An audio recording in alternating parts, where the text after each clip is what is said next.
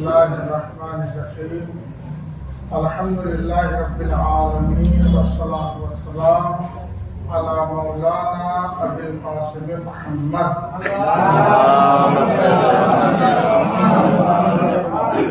آله الطيبين الطاهرين المعصومين. قال الله تعالى في القرآن الكريم واتقوا يوما لا تجزي نفس عن نفس شيئا ولا يقبل منها شفاعة ولا يؤخذ منها عدل ولا هم ينصرون. اس آیت کریمہ کی تلاوت کا شروع آپ کے پیش نظر حاصل کیا سورہ بقرہ کی 48 آیت. سورہ بقرہ کی 48 آیت اس کا ترجمہ آپ کے سامنے پیش کرتا ہوں اور اس کے بعد انشاءاللہ اصل واتقوا یوما، ڈرو اس دن سے، ڈرو اس دن سے لا تجزی نفس عن نفس شیئا، جہاں پہ کوئی نفس کسی نفس کے بدلہ قرار نہیں پا سکتا. کوئی نفس کسی نفس کا بدلہ قرار نہیں پا سکتی. ولا يقبل منها شفاعۃ، اور وہاں پر کوئی سفارش بھی کام آنے والی نہیں. ولا يؤخذ منها عدل، اور نہ ہی وہاں پر بدلے میں کوئی چیز دی جا سکتی. عدل یعنی اس کا بدل، اس کا کوئی چیز. ولا هم ينصرون، اور نہ ہی وہاں پر مدد کی جائے. یہ جو دن ہے قیامت کا دن، جہاں پر جو کام آئے گا وہ ہم ہی اور ہمارے آقا. ہم اگر کسی دوسری چیز کے بھروسے پر ہیں تو آپ یقین مانیے کہ وہ بھروسہ جس کے اوپر ہم ہیں، آیا وہ بھی ہمیں اس لائق سمجھتا ہے کہ وہ ہماری مدد کرے یا نہیں؟ سب سے اہم سوال یہ ہے. ہم شفاعت کے اوپر، دوسری چیزوں کے بھروسے کے اوپر قائم ہیں کہ ہم ٹھیک ہے، اس میں کوئی شک نہیں، پروردگار عالم نے حق شفاعت اہل بیت علیہ السلام کو دیا ہے. لیکن کیا اہل بیت علیہ السلام اس حد تک راضی ہیں ہم سے کہ ہماری شفاعت کریں؟ تو ہمیں اتنا تو اپنا کردار بنانا ہے کہ اہل بیت اس لائق سمجھے کہ اس کی شفاعت کر دی جائے. اتنا تو ضروری ہے کم سے کم. اور معمولاً ہم یہ سوچتے ہیں کہ بعد میں کر لیں گے اس کام کو، ابھی ٹائٹ پڑا ہے، ابھی ہماری عمر 40-45 سال کی ہوئی ہے، اب 70 سال تک تو جیتے ہی لوگ، ٹھیک ہے نا؟ 20-25 سال میں بہت سارے کام کر لیں. معمولاً عام طور پر جو عمر 70 سال کے آس پاس، اس کے آس پاس 2-4 سال اوپر 2-4 سال نیچے. اور ہم یہ سمجھتے ہیں بہت بڑی عمر ہے، اس کے لیے ہم کیسے پیسہ جمع کرتے ہیں، اور یہ بھی نہیں سوچتے کہ آیا اس پیسہ جمع کرنے میں آیا ہم نے صحیح راستے کا استعمال کیا ہے یا نہیں. کسی دوسرے کا حق تو ہم نے اس کے اندر غصب نہیں کر لیا ہے، اس چیز کی طرف ہم توجہ نہیں کرتے. ہم صرف اور صرف یہ سوچتے ہیں کہ ہماری جو آنے والی عمر ہے وہ آرام میں گزر جائے، ظاہری آرام، یہ ہمارے ذہن میں ہوتا ہے. لیکن حقیقت یہ ہے کہ یہ عمر بہت چھوٹی، 70 سال 80 سال. اچھا 70-80 سال کا آپ مقایسہ کیجیے 1000 سال سے، تو 70-80 سال کتنی عمر ہوگی؟ 1000 سال سے نہیں بلکہ 10,000 سال سے مقایسہ کیجیے. 1,00,000 سال سے کتنی بچے گی؟ 70 سال. 1 کروڑ سال سے، 1,000 کروڑ سال سے. تو یہ جو 1,000 اور 1,000 ہے، یہ 1,000 کروڑ، 10,000 کروڑ کتنے بھی آپ لے لیجیے، ارب لے لیجیے، تو یہ اس کے مقابلے میں چھوٹی ہوتی ہے. پھر یہ ایسی ہو جائے گی دکھائی نہیں دینے کی. اور وہاں پہ جو زندگی ہے، جو اس کے بدلے میں ہمیں زندگی گزارنی ہے، اس کی کوئی لمٹ نہیں.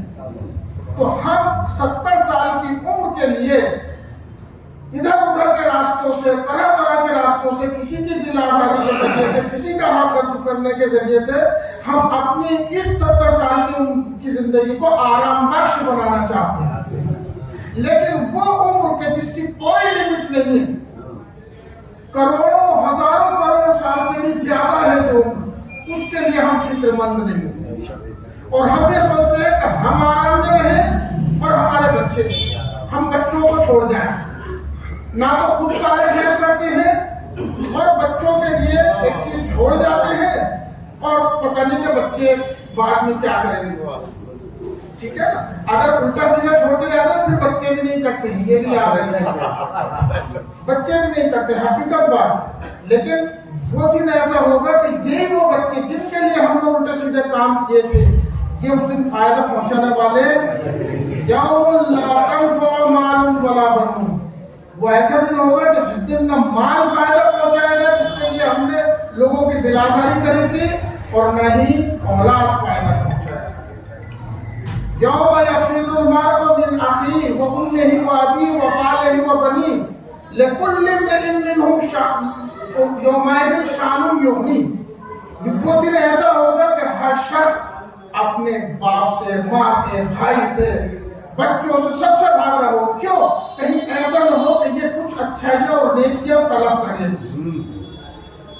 ہر شخص کو اپنی پڑی ہوگی کہ میں بچ جاؤں صرف، تو میں بچ جاؤں صرف، تو آج ہمیں اپنے آپ کو اس دن کے لیے آج ہی بچانا پڑے گا۔ تو عزیزان محترم، برادران گرامی، جو لوگ آج فکر مند ہیں اپنے کل کے لیے، وہ خوش نصیب ہیں، اور جو چیز ہمارے کل کام آنے والی ہے ان میں بہترین چیزیں وہ یہی ہے انفاق فی سبیل اللہ، اللہ کے راستے میں خرچ کرنا، عبادات، اس کی اطاعت میں زندگی گزارنا، یہ سب سے اچھا سرمایہ ہے۔ مثلا بعض چیزیں ایسی ہوتی ہیں وقتیہ ہم نے کری اور وہ ختم ہو گئی، لیکن امام بارگاہ، مسجد وغیرہ میں اگر ہمارا پیسہ لگتا ہے تو جب تک وہ پیسہ لگا ہوا ہے ہمارے لیے ثواب پہنچتا ہے۔ خالی آپ یہ مت سمجھیے کہ قیامت کی منزل ہوگی، قیامت سے پہلے برزخ کے مراحل ہیں، قبر کی منزلیں ہیں، ان سب منزلوں میں ہمارے یہ اعمال اثر رکھتے ہیں۔ لہٰذا کوشش کیجئے کہ اس کام کو جو آپ نے شروع کیا ہے کنٹینیو کیجئے، جاری رکھیے، اور اس میں ہاتھ بڑھائیے، یہ نہیں کہ اگر آپ کے پاس نہیں ہے تو آپ کچھ نہیں کر سکتے، نہیں، آپ کی زبان سے کہنے سے ہو سکتا ہے کہ سامنے والا کوئی کار خیر کے لیے آمادہ ہو جائے۔ لہذا جو لوگ اس کام میں آگے بڑھ رہے ہیں ان کا ساتھ دیجیے، اور کوشش کیجیے کہ زیادہ سے زیادہ اور جلد سے جلد یہ کام انجام پا جائے، اور یہ ہم سب کے لیے انشاءاللہ ایک ثواب جاریہ کا سلسلہ قرار پائے۔ ثواب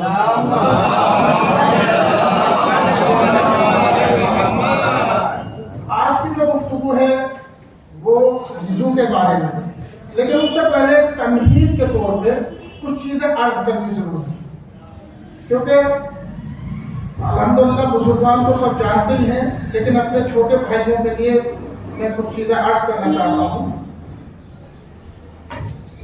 پروردگار نے ہم لوگوں کو خلق فرمایا، ٹھیک ہے، وہ ہمارا مالک ہے، کس طریقے سے ہمارے اندر کیا چیز قرار دی ہے، کیسی فطرت ہماری قرار دی ہے، وہ پروردگار ہی جانتا ہے۔ اس کے اندر نفس قرار دیا ہے، عقل قرار دی ہے، جسم کی ضرورتیں قرار دی ہے، وہ سب چیزیں وہ سب سے بہتر جانتا ہے، کیونکہ وہ بنانے والا وہی جانتا ہے کہ اس انسان کو اگر مجھ تک پہنچنا ہے تو اس کے لیے کون سا راستہ اسے اختیار کرنا چاہیے، وہ راستہ وہی بتائے گا۔ اسی لیے قرآن کریم میں پروردگار نے کہا ان الحکم الا للہ، حکم کہا، حکومت کہا، ہمارے اوپر حکمرانی جس کی ہوگی صرف اور صرف پروردگار، تو وہ ہے کہ جو ہمارے لیے قانون بنا سکتا ہے۔ تو حکم کیا ہوا؟ حکم ایسا قانون ہے جو پروردگار کی طرف سے ہم انسانوں کے لیے نازل کیا جاتا ہے تاکہ ہماری زندگی منظم ہو سکے۔ ہماری زندگی منظم کیسے ہوگی؟ بھائی اگر ہم خود اپنے لیے حکم بنانے لگے تو معمولاً ہم اس میں کچھ نہ کچھ فیور اپنا کر جائیں۔ ایک قانون بنا دیا مسجد کے لیے کہ بھائی مسجد میں سب لوگ جو ہے مثال کے طور پہ افطاری کے بعد اپنے کے سامنے کا حصہ صاف کریں گے. وہ قانون بنایا کس نے؟ شمشل بھائی نے. مثال کے طور پر شمشل بھائی کا بھائی میں ذمہ دار ہوں اس وقت مسجد کا، آپ اپنے سامنے کا حصہ صاف کریں گے. لیکن شمشل بھائی اپنے سامنے کا حصہ چھوڑ دیتے ہیں، کہتے ہیں کہ نہیں میرے اور مول صاحب کے لیے چھوٹ ہے، میرے اور مول صاحب کے لیے چھوٹ ہے. اس چیز میں معمولاً ہم ایسے ہی قانون بناتے ہیں کہ قانون ایسا ہو کہ جس میں ہمیں تو چھوٹ مل جائے، دوسروں کے گردن پر چاہے ہمارا پیر رکھا جائے. ہوتا ہے نہیں. مثلا ہندوستان میں ٹیکس کا قانون بنایا حکومت نے، تو جو پارلیمنٹ میں بیٹھنے والے M P M L A ہیں وہ ٹیکس کا قانون بنا رہے ہیں مڈل کلاس کے لیے، ہم جیسے لوگوں کے لیے. لیکن اپنے لیے جن کی تنخواہیں کتنے گنا زیادہ ہوتی ہیں انہیں فل چھوٹ ہے. تو بشر اگر اپنے لیے قانون بنائے گا تو اس طریقے سے بناتا ہے، ٹھیک ہے نا. کوئی چیز اس کی کنفرم نہیں. یا مثلا اگر ہم اپنے فائدے میں کوئی کام کرتے ہیں تو اس کا بھی قطعی یقین نہیں ہے کہ وہ واقعی فائدہ مند رہے گا ہمیشہ. ایک دوائی ہوتی ہے، وہ ایک زمانے تک ہم اسے استعمال کرتے ہیں کہ فلاں مرض میں یہ بہت مفید ہے دوائی، اور وہ کھاتے رہتے ہیں. پتہ چلا 10 سال استعمال کے بعد اب ریسرچ ہوئی اس کے اوپر کہ نہیں اس کے تو سائڈ ایفیکٹ یہ ہے، یہ تو گردے خراب کر رہی ہے، یہ تو مثلا پھیپھڑے خراب کر رہی ہے دوائی. اب کہتے ہیں نہیں بھائی اس دوائی کو بالکل نہیں کھایا جائے. تو ہم اپنے فائدے اور نقصان کو نہیں سمجھتے پوری طریقے سے. تو کون ہے جو ہمارے فائدے اور نقصان کو سمجھتا؟ وہ جس نے ہمیں بنایا. تو اس کا حق ہے کہ وہ ہمارے اوپر حکم بنائے. حکم یعنی وہ قانون کہ جو ہماری زندگی کو منظم کرنے کے لیے پروردگار. حکم چند طریقے کے ہوتے ہیں. کچھ حکم وضعی ہوتے ہیں، کچھ حکم تکلیفی ہوتے ہیں. حکم وضعی جو ہوتے ہیں وہ تو ہوتے ہیں کنڈیشن. میں آپ کو کیسے بتاؤں؟ کنڈیشن یہ کہ ایک چیز ہے صرف اس میں اعتبار کر لیا گیا، فرض کر لیا گیا ہے، اس فرض کو کہتے ہیں حکم. اسے کہتے ہیں حکم وضعی. جیسے مثال کے طور پہ ایک لوٹا تھا، حاجی آغا میر صاحب کا لوٹا تھا وہ، اور یہ اپنے وضو سے استعمال کرتے تھے. ٹھیک، انہوں نے دیکھا کہ مثلا لوگ جب لوٹا لیتے ہیں تو وہ ایسے گندا سندا کر کے رکھ دیتے ہیں. انہوں نے کہا بھائی میرا لوٹا کوئی نہیں لے گا، اجازت نہیں کسی کو میرے لوٹے لینے. ٹھیک ہے، تو اب یہ انہوں نے منع کر دیا. اب میں نے کہا بھائی میں تو ان کا بچے کی طرح سے ہوں، تو بچے کی طرح سے ہوں بھلے سے. جب کوئی بھی کہا گیا تو کسی کو بھی اجازت نہیں ہے. میں نے اس لوٹے کو لیا اور اس سے وضو کر لیا، اسے استعمال میں لے لیا. آیا یہ لوٹا استعمال کرنا میرے لیے جائز تھا یا حرام؟ اچھا، میں نے 20 روپے کا لوٹا لے کے آیا، جس میں 50 روپے نے دیا. حاجی کو یہ خوش بھی ہو گیا تو میں تو 2 لوٹے لے آؤں گا، کوئی بات نہیں، 50 کا خرید نہیں کیا. ٹھیک ہے، تو اب اس لوٹے کو میں نے استعمال کیا، جائز میں حرام؟ لوٹا تو وہی رہا، لوٹا تو وہی رہا. ایک ٹائم میں وہ حلال ہے اور دوسرے ٹائم میں حرام ہے. ایک ٹائم میں جائز ہے، دوسرے ٹائم میں ناجائز ہے. ٹھیک ہے، تو اس کے اندر جو چیز آئی ہے وہ ہے ملکیت. ملکیت بن گئی ہے، وہ میری ملکیت میں مجھے تصرف اور استعمال کا حق ہے. تو ملکیت اس طریقے سے ہوتی ہے جیسے یہ لوٹا وغیرہ. ٹھیک ہے نا. تو اگر کوئی مالک ہے وہ اپنی چیز میں اپنی مملوک میں تصرف کا حق رکھتا ہے، اسی ملکیت کو کہتے ہیں حکم وضعی. ٹھیک ہے نا. زوجیت، ایک عورت ہے نامحرم ہے، روڈ پہ جا رہی ہے، ہم نے اس کی طرف دیکھا، پہلی نظر میں تو کوئی بات نہیں، ایسی نظر پڑ گئی کوئی گناہ نہیں. دوسری نظر ہم نے دیکھا تو اب یہ گناہ میں مبتلا ہو گیا. ٹھیک ہے نا. لیکن وہی عورت ایک سیغہ مول صاحب نے پڑھ دیا، ایک سیغہ پڑھ دیا، اب اس کی طرف نہیں ہے کہ دیکھنا حرام نہیں ہے، بلکہ جتنے پیار سے دیکھیں گے اتنا ثواب ہے. اس زوجیت کو کہتے ہیں حکم وضعی. جیسے ملکیت ہے ایسی زوجیت بھی کیا ہو گیا؟ حکم وضعی. کل ملا کے اسے ایک حکم وضعی ہوتا ہے. ایک ہوتا ہے حکم تکلیفی اور ایک ہوتا ہے حکم تخییری. حکم تکلیفی کیا ہوتا ہے؟ جس کے اندر کچھ ذمہ داری ہماری گردن پہ آتی ہے، جس کے اندر کسی چیز کے کرنے کی ذمہ داری یا چھوڑنے کی ذمہ داری، کسی چیز کے انجام دینے کی ذمہ داری آتی ہے یا چھوڑنے کی ذمہ داری آتی ہے. اگر اس طریقے سے ہے حکم کہ جس میں کوئی کسی چیز کا کرنا طلب کیا جا رہا ہے کہ اس کام کو کرو ضرور، تو اسے کہتے ہیں واجب۔ اور اگر اس طریقے سے ہے کہ کرنا تو طلب کیا جا رہا ہے لیکن اس میں ضرور نہیں کہا جا رہا ہے، لازم نہیں کیا جا رہا ہے، بلکہ کہا جا رہا ہے کرو اچھی بات، اسے کہتے ہیں مستحب۔ تو حکم تکلیفی کی دو قسمیں، واجب اور مستحب۔ کبھی کبھی ایسا ہوتا ہے کہ یہ کہا جاتا ہے اس کام کو نہیں کرنا، بالکل نہیں کرنا، تو اگر ایسا کہا جائے کہ ہرگز نہیں کرنا، بالکل نہیں کرنا، اسے کہتے ہیں حرام۔ اور اگر کہا جائے کہ اس کام کو نہ کرو، اچھا نہیں ہے یہ کام، تو یہ جہاں پہ مطلب اچھا نہیں ہے کام نہ کرو، تو تاکید نہیں کی جاتی کہ ہرگز نہیں کرنا ہے، اسے کہتے ہیں مکروہ۔ تو مکروہ اور مستحب کام ایسے ہیں کہ جنہیں اگر کسی نے انجام دے دیا تو گناہ تو نہیں کیا، مستحب میں ثواب ملا، مکروہ میں گناہ نہیں کیا، لیکن اس سے بچنے کے لیے کہا گیا مکروہ سے، اور مستحب کو انجام دینے کے لیے کہا گیا، لیکن ضروری نہیں ہے دونوں چیزیں۔ تو ان میں ذمہ داری آ گئی نا چاروں کاموں میں۔ تو واجب تکلیفی، حکم تکلیفی چار طرح کے ہوں گے، حکم تکلیفی واجب، حرام، مستحب اور مکروہ۔ ایک ہے حکم تخییری جسے ہم کہتے ہیں مباح۔ حکم تخییری مباح، یعنی اسے کرو یا مت کرو کوئی فرق نہیں۔ افطار کریے، افطار کے بعد گھر پہنچے، پانی پینا پیے یا نہ پیے، نہ واجب ہے، نہ حرام، نہ مستحب، نہ مباح۔ البتہ اس میں ایک نقطہ میں آپ کی خدمت میں عرض کرتا ہوں، بعض ہمارے علماء ایسے تھے کہ کوئی بھی مباح کام انجام نہیں دیتے تھے۔ آپ کا تعجب کے بعد پانی پینا مباح، کھانا مباح ہے، فلاں کام ہو، لاکھوں کروڑوں کام دکھنا ہوتی، اور آپ کہنے کہ کوئی مباح کام انجام نہیں۔ الاعمال بالنیات، اعمال کا دار و مدار نیت کے اوپر ہوتا ہے۔ اگر یہی پانی جو ہم پی رہے ہیں افطار کے بعد، یہی کھانا جو ہم کھا رہے ہیں، وہ اگر اس نیت سے کھائیں کہ خدایا میرے جسم کو طاقت دے تاکہ میں اس جسم کے ساتھ تیری اطاعت اور عبادت کر سکوں، یہ نیت اس مباح کام کو ثواب کا ذریعہ بناتی ہے۔ ٹھیک ہے نا؟ تو ایک صلوات پڑھیں۔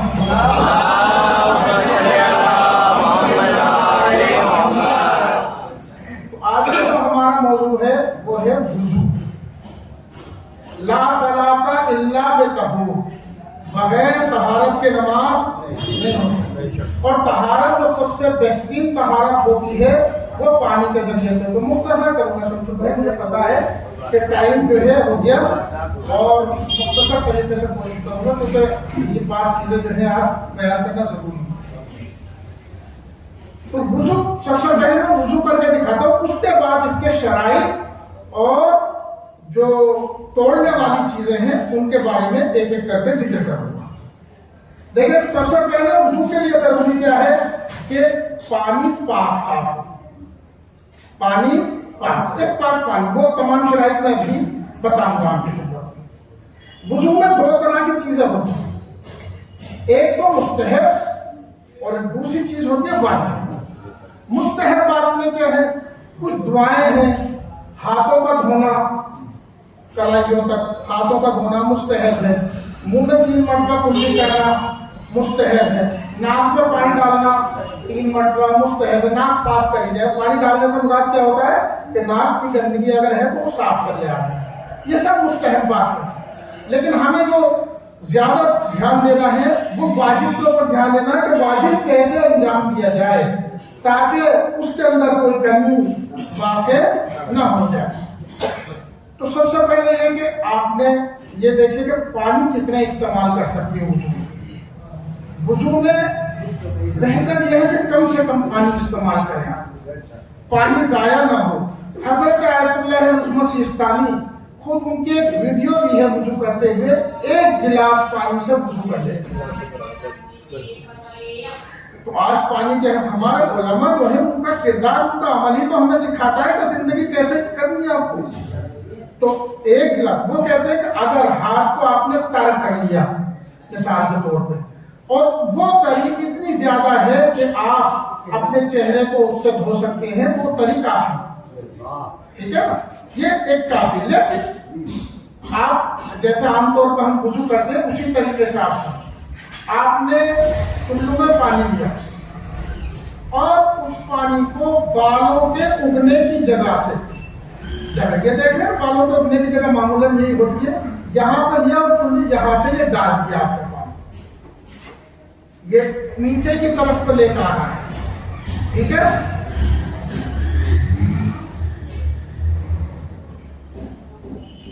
ٹھیک، اوپر سے نیچے لا رہے ہیں، اگر سے ہم نے 4 مرتبہ درمیان سے ادھر سے نیچے کی طرف لیا، لیکن اوپر سے نیچے کی طرف لے کر تو اسے کہتے ہیں چہرے کا دھونا۔ اب اس کا واجب کتنا ہے؟ واجب ہے یہ جو درمیان کی انگلی ہے اور یہ انگوٹھا، اس کے درمیان میں جتنا آ جائے وہ واجب ہے۔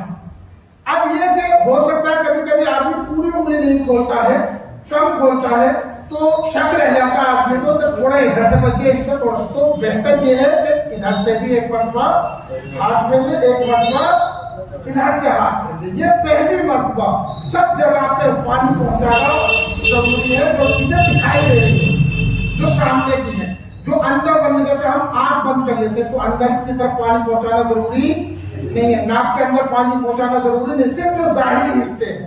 اچھا، بعض لوگوں کی داڑھی ہوتی ہے بہت گھنی اور لمبی، تو کیا جس میں کھال بھی نہیں دکھائی دے رہی ہوتی ہے، تو ایسے شخص کو کھال تک پانی پہنچانا ضروری نہیں ہے، صرف داڑھی دھولے گا وہی کافی۔ لیکن مجھ جیسے آدمی کو جس کی داڑھی اس طریقے کی ہے، یا حضرات جو کم داڑھی رکھتے ہیں، زیادہ لمبی داڑھی نہیں ہوتی ہے، تو ان کے لیے کھال تک پانی پہنچانا ضروری ہے۔ تو کہاں سے کہاں تک ہو گیا؟ بالوں کے اگنے کی جگہ سے اور تھوڑی تک، ٹھیک ہے نا؟ اور تھوڑی کے نیچے تھوڑا سا حصہ اور ضرور اس میں شامل کیا جائے، یہ احتیاط واجب کے طور پہ۔ تو چہرہ دھونا آ گیا سب سے۔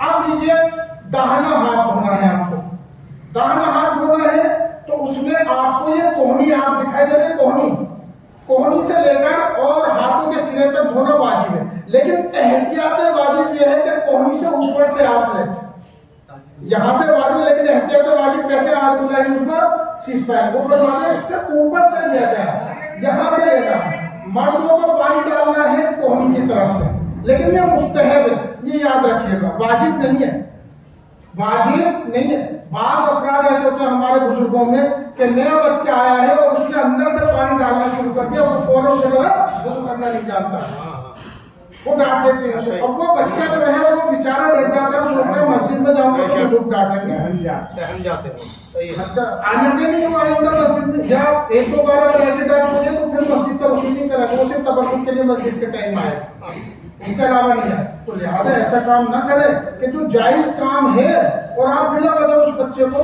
اس راستے سے ہٹا رہے ہیں۔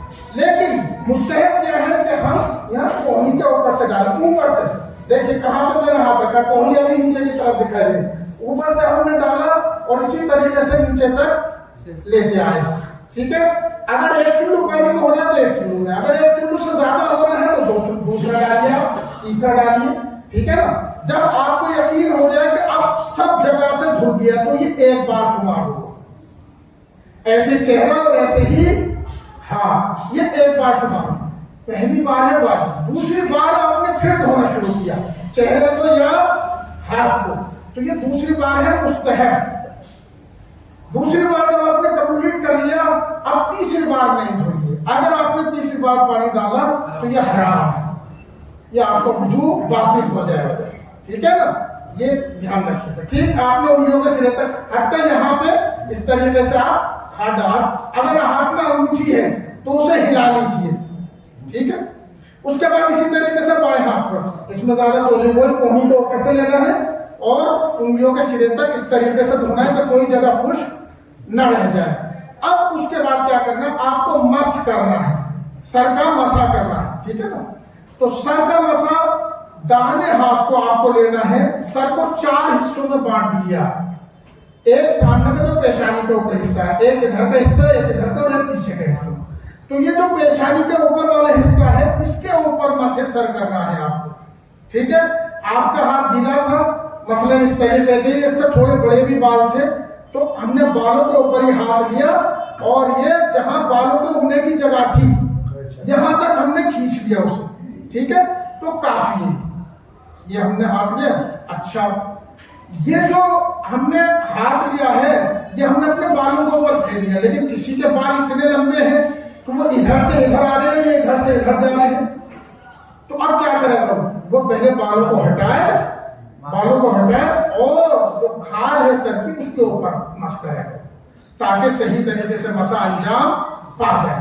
اور پیر کا مسا کیسے کرنا، دیکھیں یہ جو ہم نے ہاتھ کھینچا ہے سر کے اوپر، سر نہیں کھینچا ہے اوپر کے، اگر ہم نے سر کھینچا اور ہاتھ اپنی جگہ رکا رہا تو یہ مسا باطل ہے، یہ اس کا اہم پوائنٹ ہے۔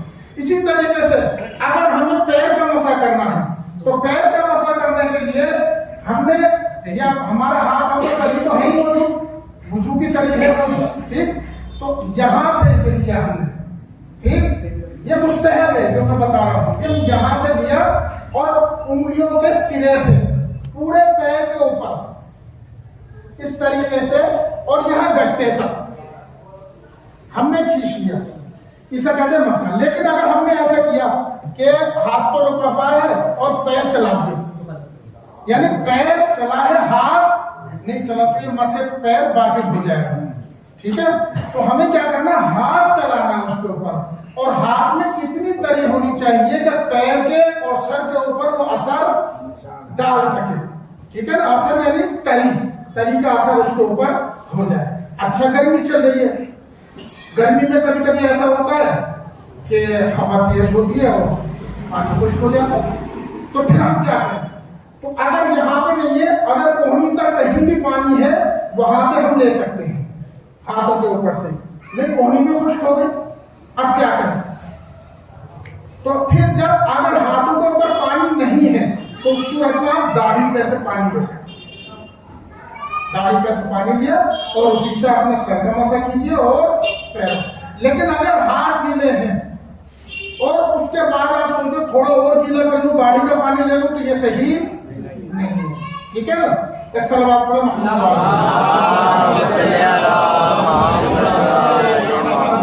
ٹائم ہو گیا ہے، صرف میں اشارہ کر رہا ہوں کہ شرائط وضو کیا کیا ہے ان کی طرف۔ پانی پاک اور مطلق ہونا چاہیے۔ مطلق پانی کا مطلب یہ ہے کہ جسے پانی کہتے ہیں، ایسا پانی نہ ہو جسے ہم کہیں کہ مثلا یہ لیموں کا پانی ہے، یہ روح افزا کا پانی ہے، یہ جوس ہے، نہیں، جسے پانی کہا جاتا ہے مطلق، خالص پانی ہونا چاہیے، ٹھیک ہے، پاک بھی ہو اور خالص بھی ہو، ملکیت نہ ہو، غصبی نہ ہو پانی، ایسا نہ ہو کہ وہ فلاں صاحب کے گھر کا پانی تھا اور وہ نماز کے وضو کے لیے بالکل اجازت نہیں دیتا، ہم نے اس سے پانی سے وضو کر لیا، تو یہ ہمارا وضو صحیح نہیں ہوگا۔ اور ہاں، وضو سے پہلے اعضائے وضو پاک ہونے چاہیے، اگر خون تھا، کوئی گندگی تھی اعضائے وضو کے اوپر تو اس سے ہمیں پہلے پاک کر لینا ہے، اس کے بعد وضو کرنا ہے۔ چوتھی جو شرط ہے وہ یہ کہ وقت ہو، نماز کا وقت نزدیک ہے، اگر ہم وضو کرنے لگیں گے، وضو میں ہمارے 1 سے 2 منٹ لگ جائیں گے اور نماز کا وقت ختم ہونے میں صرف 3 منٹ بچے ہیں، اور ہماری نماز جو ہو سکتی ہے وہ 2 منٹ میں ہوگی مثال کے طور پر، تو گویا آدھی نماز کا ٹائم ہمارا نکل رہا ہے اس میں، تو اس صورت میں اب ہم وضو نہیں کرنے کے، جلدی سے تیمم کریں گے اور نماز پڑھ لیں۔ تو وقت ہونا ضروری، یعنی اتنا وقت ہو کہ وضو کے بعد آپ واجب ٹائم میں نماز ادا کر سکتے ہیں۔ قصد قربت ہو، دیکھیں واجبات 2 طرح کے ہوتے ہیں، کچھ ایسے ہوتے ہیں کہ جن کے اندر پروردگار سے نزدیک ہونے کا قصد کرنا ضروری ہے، جسے ہم کہتے ہیں قربتاً الی اللہ، نعرہ تکبیر، اللہ اکبر۔ تو یہ جو اعمال ہوتے ہیں ان واجبات کو کہتے ہیں واجبات تعبدی، واجبات تعبدی کہتے ہیں، جن کے اندر قربت کی نیت کرنا ضروری ہوتا ہے۔ لیکن کچھ واجبات ایسے ہوتے ہیں کہ جنہیں انجام تو دیا جاتا ہے لیکن اس میں قربت کی نیت کرنا کوئی ضروری نہیں ہے۔ مثلا ہاتھ پہ خون لگ گیا، ہاتھ کو پاک کرنا ہے، پانی کے آگے لگے ہاتھ پاک کر دیا، اس میں قربت کی نیت کرنا ضروری نہیں ہے۔ کپڑا نجس ہو گیا، نجس کپڑے کو پاک کرنے کے لیے قربت کی نیت کرنا ضروری نہیں ہے، لیکن وضو کے لیے وضو اعمال تعبدی میں سے ہے، اس میں قربت کی نیت کرنا ضروری ہے۔ تو ایک شرط کیا ہو گئی کہ قصد قربت سے ہو، ایک شرط یہ ہے ترتیب سے ہو، یعنی پہلے چہرہ دھویا جائے، پھر اس کے بعد दाहिना हाथ, फिर बायां हाथ, फिर सर का मसा, फिर दाहिने पैर का मसा, फिर बाएं पैर का मसा। इसे कहते हैं तरतीब। तरतीब से काम अंजाम दिया जाए। मुवालात भी हो, मुवालात यानी पैदल पे हो, यानी इतना फासला ना हो कि उर्फ़े आम में कहा जाए कि नहीं ये वजू नहीं कर रहा भाई, ये तो और काम करता फिर रहा है, मुंह धोया उसके बाद बातों में लग गया फिर हाथ धोए, नहीं ऐसे। तरतीब तो हुई इसमें, लेकिन मुवालात नहीं बोले, और मुवालात भी जरूरी है। एक वजू के अमाल खुद मुकल्लफ अंजाम दे, इसकी शर्त है। मसलन मुझे वजू करना है, पर मैंने किसी भाई से कह दिया अरे आप मेरा मुंह धुला दो, या आप मेरा दाहिना हाथ धुला दो, आप मेरा नहीं, खुद करना है, ठीक है ना। हाँ, अच्छा कोई आदमी मजबूर है, वो नहीं कर पा रहा, दूसरा कराएगा, लेकिन उसी के हाथ से कराएगा। अगर किसी कोई मजबूर है, वो नहीं कर पा रहा है, तो दूसरा अगर उसका सहारा बन रहा है, तो उसी के हाथ से कोशिश करना है कि वो उस काम को अंजाम दे। अगर बिल्कुल ही नहीं हो सकता, उसके हाथ से मुमकिन ही नहीं है, तो तब कोई दूसरा करवा सकता है, ठीक है, वो बिल्कुल आखिरी बार। अच्छा, पानी मुज़िर ना हो, ऐसा ना हो कि पानी घोट कर वुज़ू करना ही करना है मुझे, जबकि आखिर भी कह रही है, डॉक्टर भी कह रही है कि भाई तेरे लिए पानी मुज़िर है।